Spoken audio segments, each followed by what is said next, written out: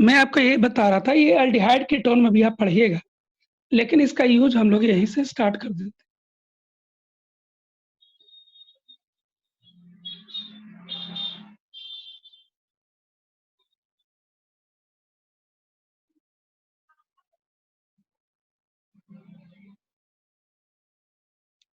कि किसी भी कंपाउंड में एल्डिहाइड अगर कीटोन अगर मौजूद है, तो 2,4-DNP एक रिएजेंट होता है।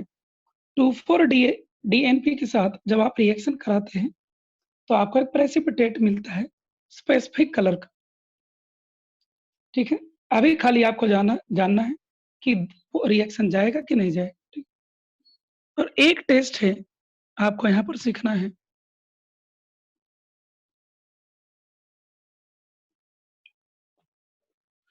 उसको कहते हैं टेस्ट ऑफ इनॉल। ये इनॉल का टेस्ट के नाम से जाना जाता है। यहाँ रिएजेंट क्या होता है? रिएजेंट आपको होता है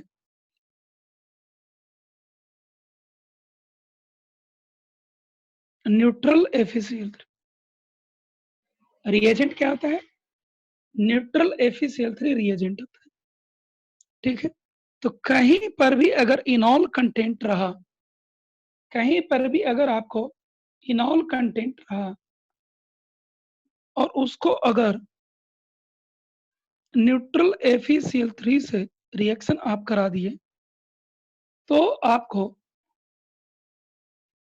वायलेट और बफ कलर्ड कंपाउंड मिलता है। वायलेट और बफ कलर्ड कंपाउंड मिलता है। बफ कलर आप लोग जानते हैं, बफ कलर कैसा होता है? कोई बताइए तो बफ कलर कैसा होता है, लिख करके।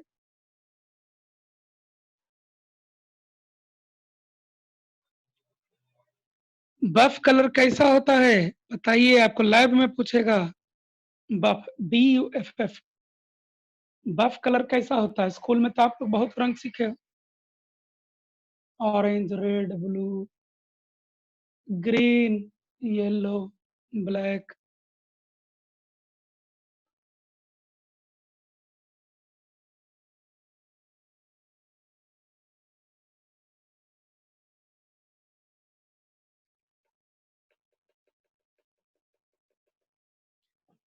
सिमरन बोली है लाइट ब्लू होता है। और लोग?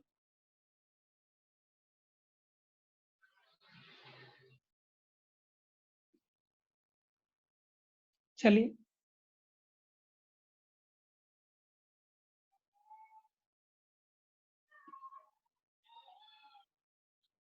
चलिए आप लोग इंटरनेट पर सर्च करके बता रहे हैं, मैं आपको बताता हूँ। आप लोग एलिफेंट देखे हैं? एलिफेंट,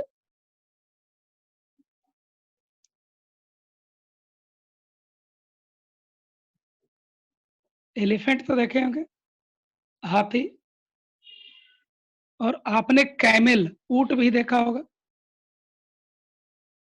ऊंट, कैमल। कैमल का जो कलर होता है ना, कैमल का जो कलर होता है, वही आपको बफ कलर होता है। ठीक है? चलिए आगे बढ़ते हैं। तो यहाँ पर हम लोग को क्या है कि मोनोकार्बोनिल, और अभी जो हमारे केस में था,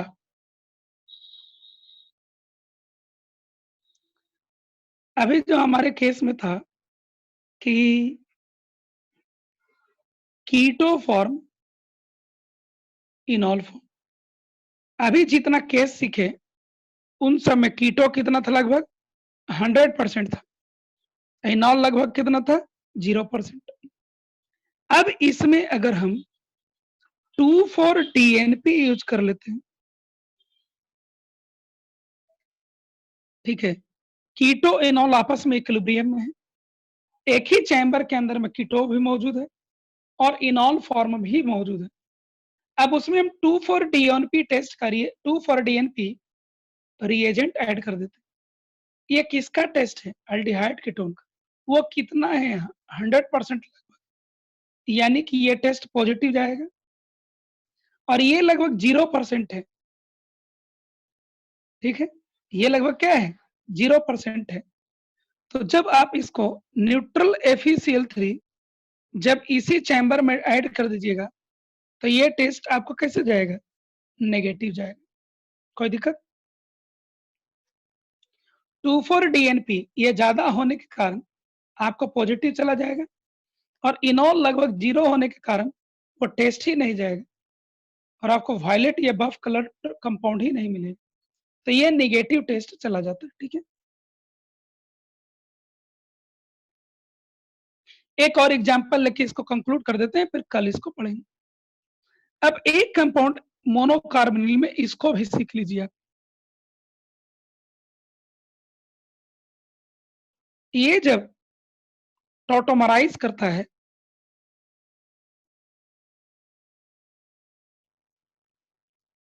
तो आपको ये कंपाउंड मिलता है। ये वही रह जाएगा, ये भी वही रह जाएगा, यहाँ डबल बॉन्ड आ जाएगा, यहाँ सिंगल बॉन्ड हो जाएगा और यहाँ H। इसको आप पहचानते हो, ये आपका फेनॉल है, ये आपका क्या है? फेनॉल है और ये एरोमेटिक भी है और ये आपको एरोमेटिक होने के कारण हाईली स्टेबल भी। और एक्सपेरिमेंटली जब देखा गया तो ये लगभग 100% पाया जाता है और ये अप्रोक्सीमेटली 0% पाया जाता है। तो ऐसे केस में जब 2,4-DNP टेस्ट लगाएंगे यहाँ, तो अल्डिहाइड कीटोन तो लगभग 0 है, इसीलिए आपको ये नेगेटिव टेस्ट आएगा। और अगर इसमें आप न्यूट्रल FeCl3 का टेस्ट लगा देंगे तो वो इनॉल का टेस्ट है, कार्बन डबल बॉन्ड कार्बन और OH इनॉल, तो ये है। देखिए इसके अंदर भी नाम में भी लिखा हुआ है इनॉल।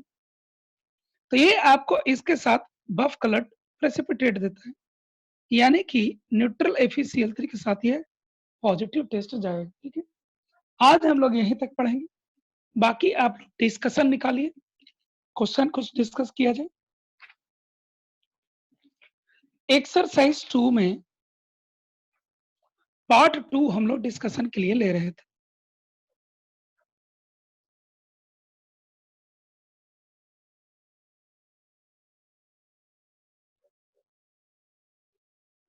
Discussion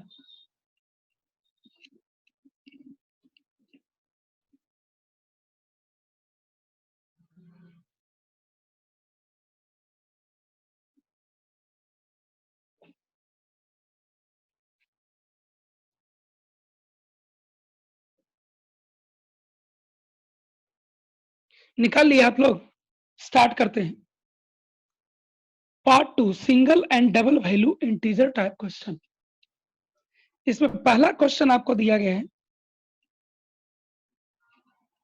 among the given sets how many of the following not represents the resonating structure? not represent the resonating structures, बताइए। पहला में आपको किसी में दिक्कत है? फर्स्ट में आपको किसी में दिक्कत है? फर्स्ट में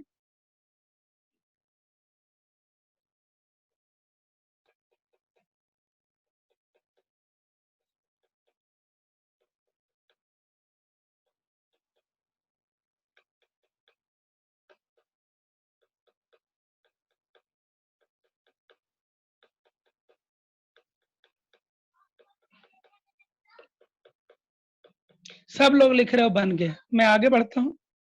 सेकंड उठाइए आप, सेकंड में बोलिए कहीं पर आपको अगर दिक्कत हुआ हो, अभी पूछिए आप।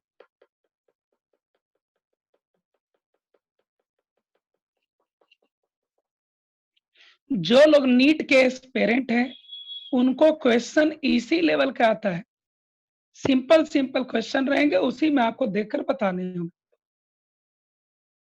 क्वेश्चन नंबर 2 लोग बोल रहे हैं बन गया है। क्वेश्चन नंबर 3 का जवाब दीजिए। कहाँ दिक्कत है आपको? क्वेश्चन नंबर 3 का आप जवाब दें।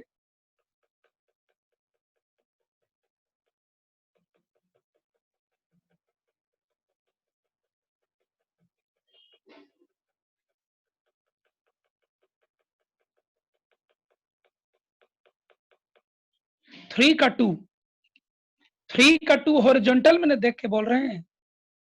कौन थी?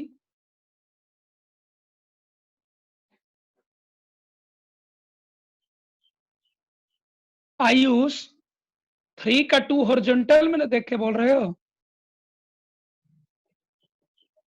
ठीक है, यानी कि आप ये कंपाउंड लिए हुए।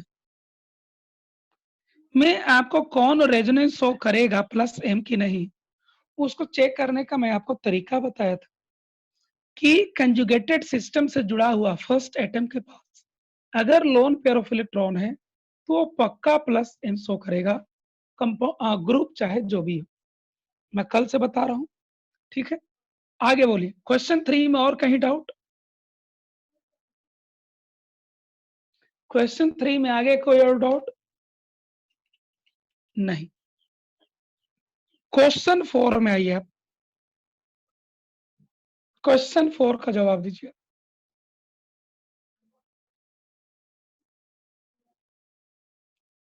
4 का 7 और कोई? 4 का 7 और कोई? 6 भी पूछा गया है और कोई? हाँ 7 ले लिए हैं। चलिए 6 देखा जाए।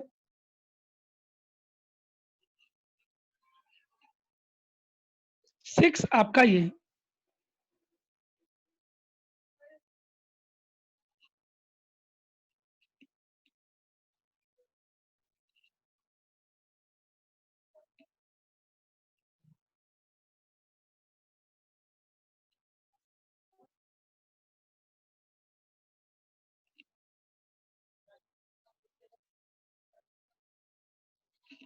पूछा है कि पॉजिटिव चार्ज डिलोकलाइज होगा कि नहीं होगा। ये देखिए हो रहा है।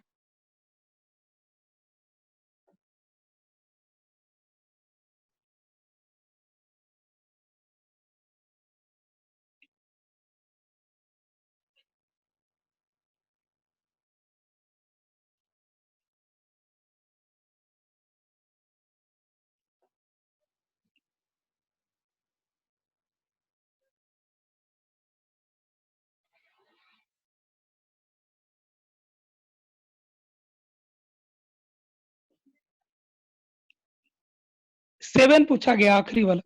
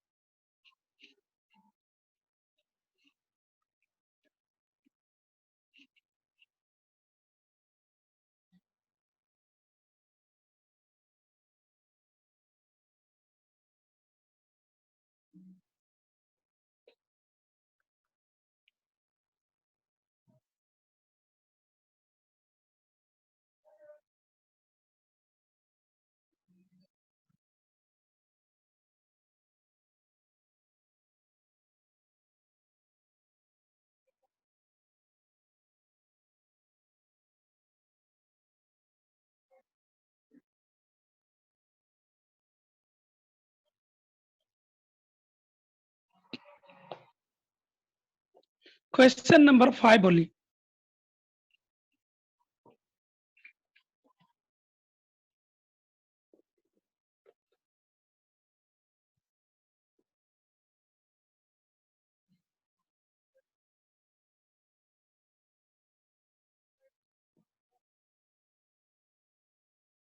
और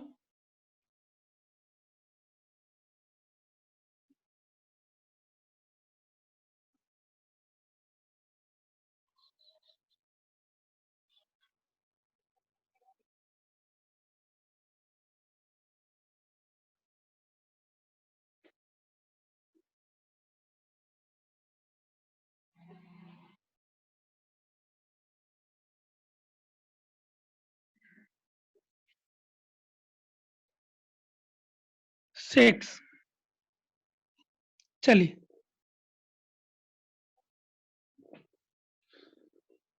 9 में 5 6 एंड 9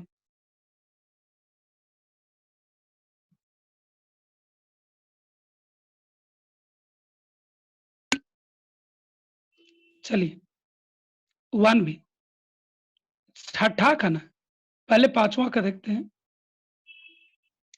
खुश 5 का 5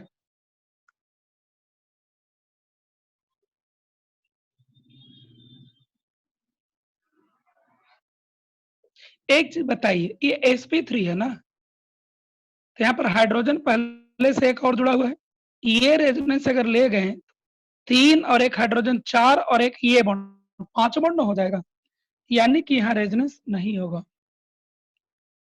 एक छठा पूछे थे इसका,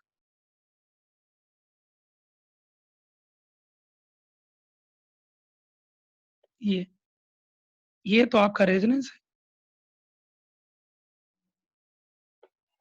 ये क्लास में लिए हुए। और एक नाइन्थ देख लीजिए आप, यही देख लीजिए सीधे। 9 में आपको क्या होगा कि ये निगेटिव चार्ज यहां जाएगा और ये यहां चला, ठीक है।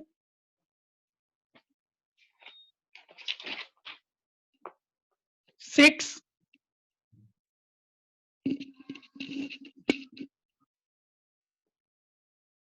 6 का 1 एक बोले हैं, 5 ही बोला गया है।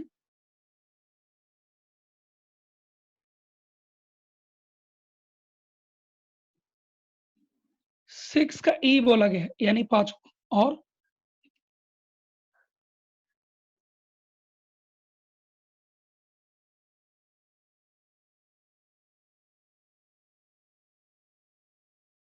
एक एफ बोला गया।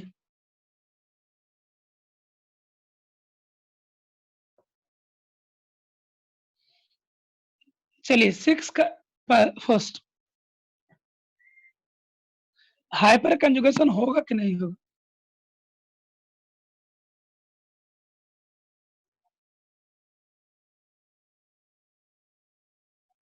हाइपर कंजुगेशन का कंडीशन क्या होता है?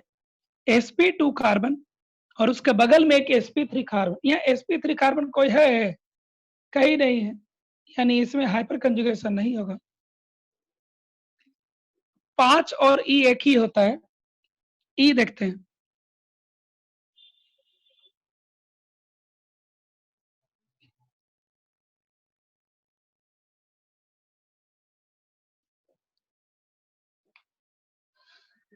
यहाँ पर आप देखिए, ये अल्कीन है, यह sp3 कार्बन है और हाइड्रोजन भी है।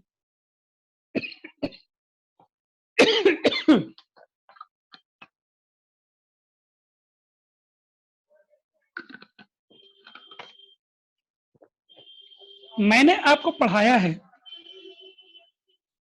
कि ये ब्रिज हेड का कार्बन है, और मैंने आपको ये भी कहा है कि ये कभी भी sp2 नहीं हो सकता है। अगर इसको आप हाइपर कंजुगेशन ले जाएंगे तो यहाँ डबल बॉन्ड आएगा और उस केस में ये sp2 हो जाएगा, यानी कि ये हाइपर कंजुगेशन में पार्टिसिपेट नहीं करेगा। ये मैं आपको पढ़ा चुका हूं ना एक दिन, बहुत पहले। अब रहा एक F,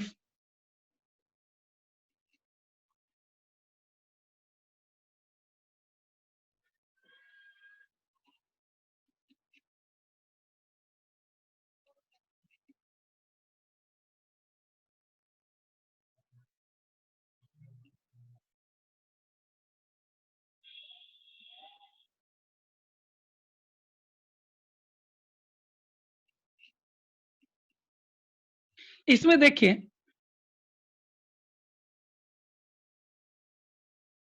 6 का ई में ये ब्रिज हेड कार्बन, और ब्रिज हेड कार्बन का अगर हाइपर कंजुगेशन ले जाइएगा तो यहाँ पर डबल बॉन्ड बनेगा।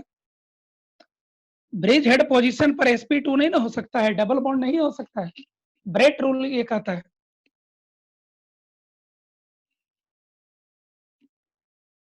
यह देखिए sp2 कार्बन यहाँ है, sp3 कार्बन बगल में, लेकिन यहाँ हाइड्रोजन ही नहीं है, यहाँ भी हाइड्रोजन नहीं है, इसलिए हाइपर कंजुगेशन यहाँ भी नहीं होगा। क्वेश्चन नंबर 7, क्वेश्चन नंबर 7,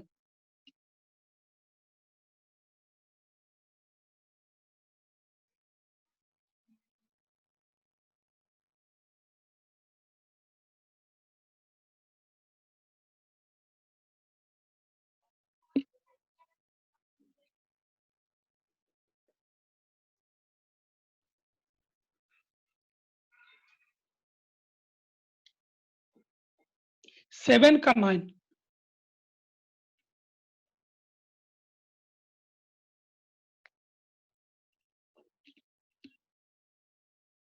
9 का मतलब ये आप पूछ रहे हैं,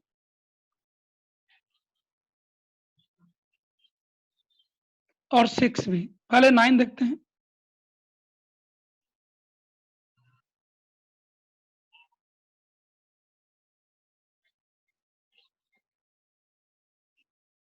पूछा गया है एरोमेटिक है कि नहीं।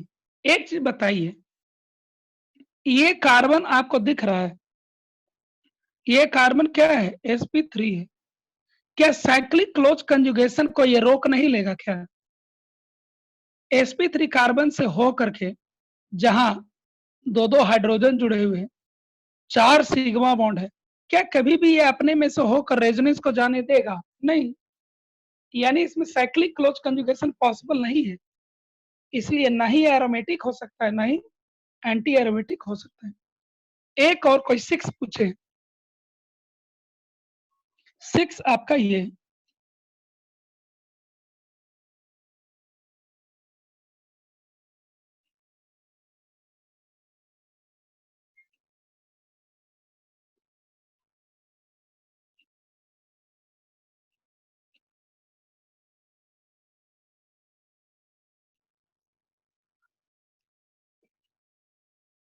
7 का एक 11 भी है, ठीक। यहाँ पर आप देख सकते हैं, इसको अगर हम डिलोकलाइज कर दें तो क्या बन जाएगा,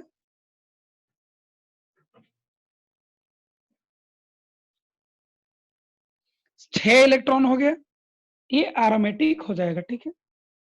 अब देखिए 11, 11 में आपको क्लास में बता चुका,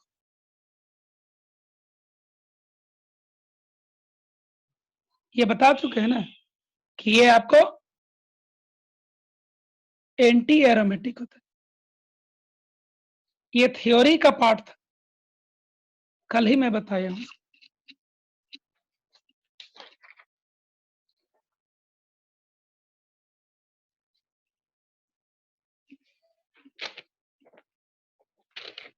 ये देखिए कल मैं इसको एक्सप्लेन किया था, ठीक है। ये एंटी एरोमेटिक होता है। चलिए क्वेश्चन 8, क्वेश्चन 8,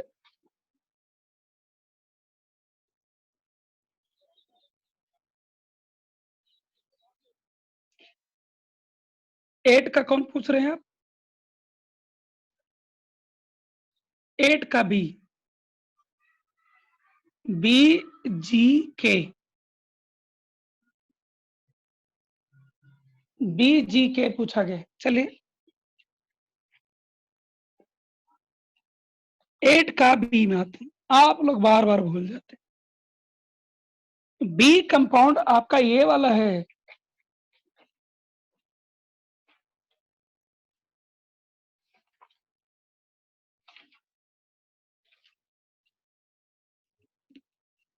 आपको ये पढ़ाए तो है कि ये कंपाउंड एरोमेटिक होता है, पढ़ाए है ना। 3 मेंबर रिंग,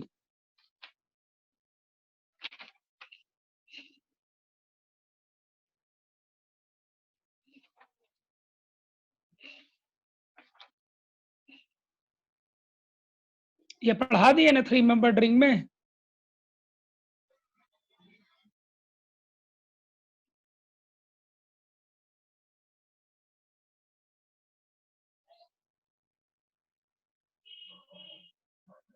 ये पढ़ाए हैं ना 3 मेंबर्ड रिंग में।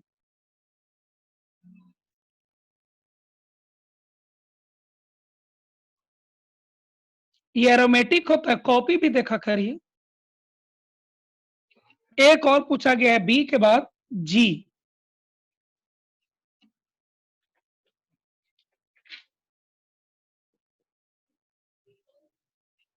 जी भी वही पूछे हो।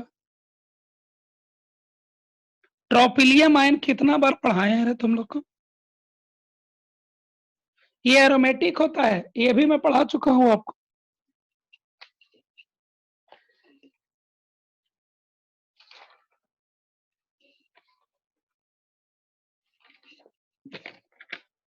ये देखिए, ये वाला पढ़ाए थे।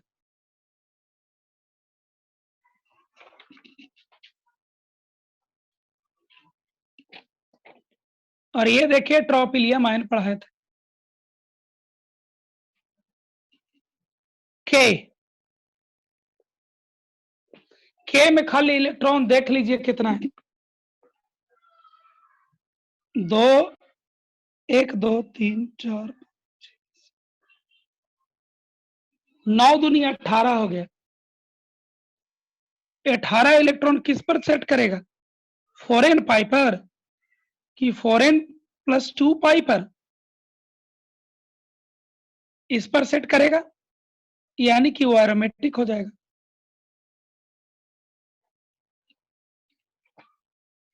चलिए क्वेश्चन नंबर 9।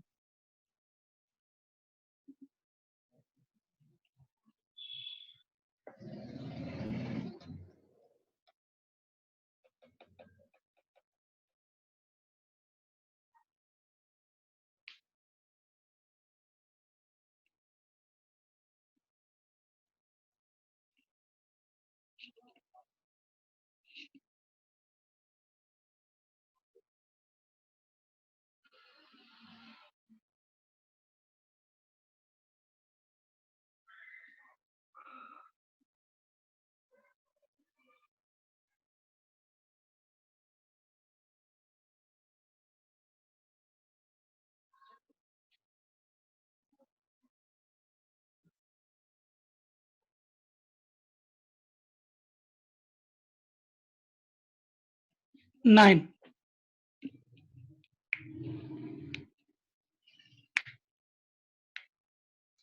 पूछा गया है कि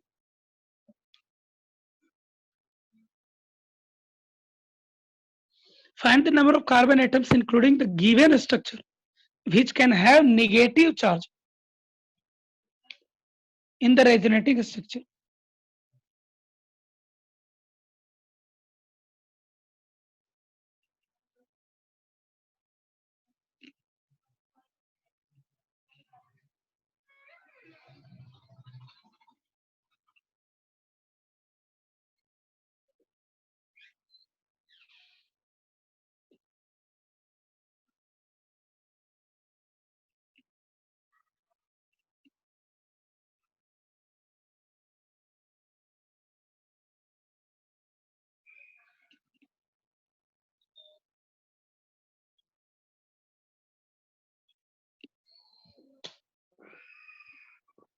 ये है आपका। कहां-कहां नेगेटिव चार्ज जा सकता है, यही आपका देखना। यहां जा सकता है, एक एक यहां जा सकता है,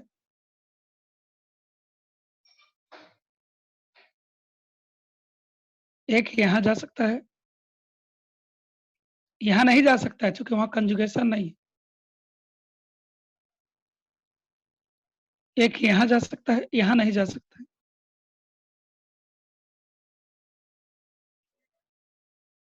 एक यहां आ सकता है, एक यहां आ सकता है और एक यहां खुद है। 6 जगह आपको होना चाहिए। 1, 2, 3, 4, 5, 6। 6 जगह आपको होना चाहिए।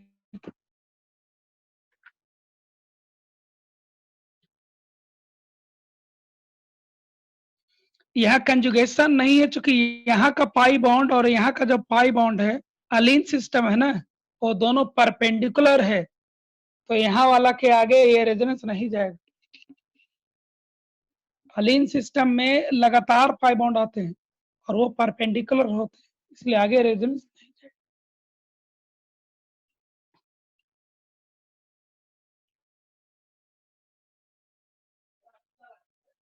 Question 10,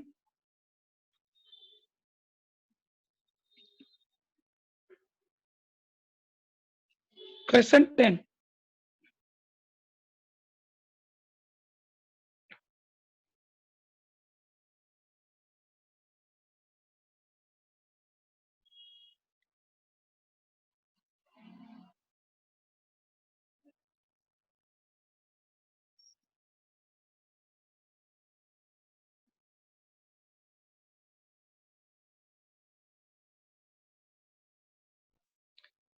and 11,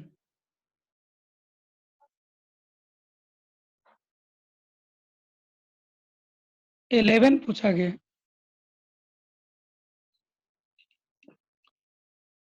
CH3 CH plus CH double bond CH,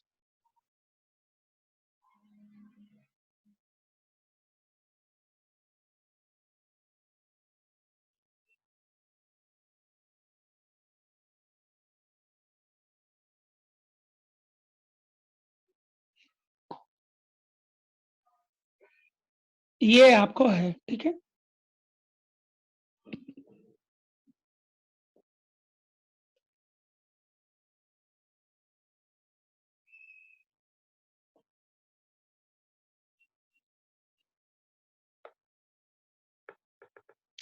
Find the total number of positive where positions where positive charge can be delocalized। तो आप एक चीज देखिए, ये पॉजिटिव चार्ज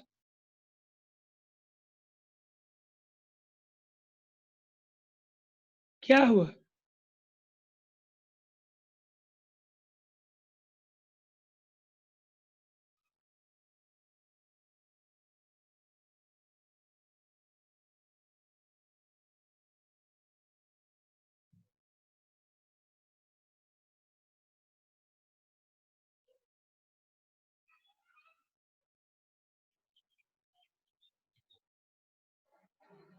हाँ देखा जाए,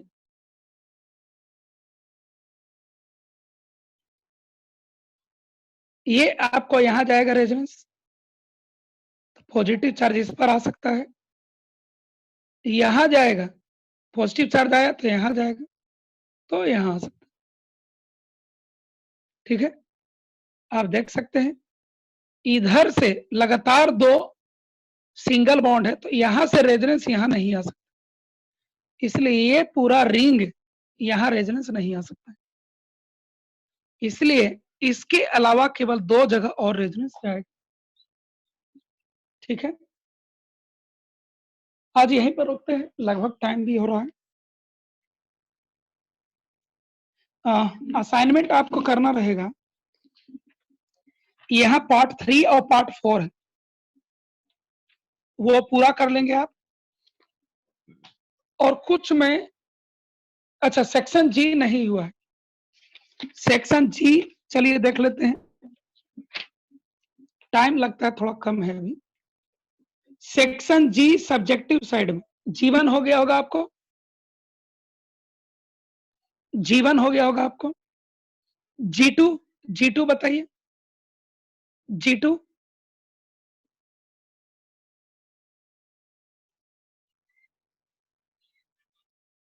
while cyclooctatetraene is non planar, ये मैं आपको टब शेप वाला बताया हूं ना, टब शेप, अगर वो प्लानर होगा तो वो एंटी एरोमेटिक होगा, जो कि एग्जिस्ट ही नहीं करेगा, एग्जिस्ट करने के लिए वो नॉन प्लानर हो जाता है।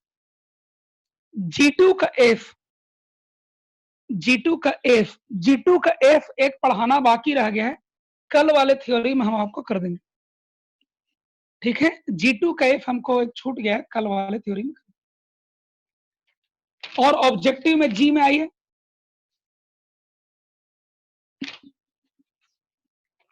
ऑब्जेक्टिव में G1, G1, G2, G3 शायद तीनों बन गया।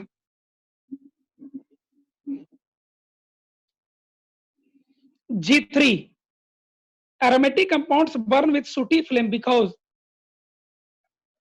G2 identify the aromatic compound। जो बी वाला आपको है उसका चॉइस G2 में बी वाला वो आपको एजुलिन है, आज बता दिए हैं आपको, यही आपका एरोमेटिक है, इसके अलावा कोई भी एरोमेटिक नहीं। G3 aromatic compounds burn with सूटी फ्लेम। सूटी फ्लेम मतलब होता है काला धुआं के साथ क्यों जलता है, काला धुआं के साथ क्यों जलता है।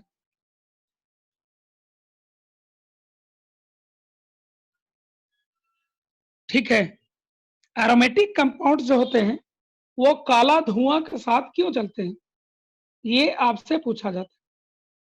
ठीक है, तो इसमें आपको ऐसा सोच सकते हैं कि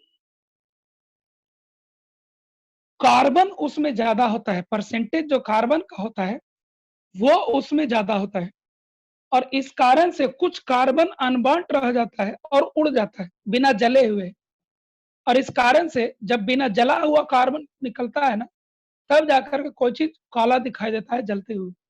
अगर सारा कार्बन जल जाए तो कार्बन डाइऑक्साइड बन जाएगा और वो कलरलेस आपको दिखाई देगा। ठीक है, एक हमको जी में छूटा है, वो हमको कल याद दिला दीजिएगा, कल वाला मैं कर देंगे। ठीक है, ठीक है, आज का टाइम हो गया आपका, असाइनमेंट मैं आपको भेजता हूँ।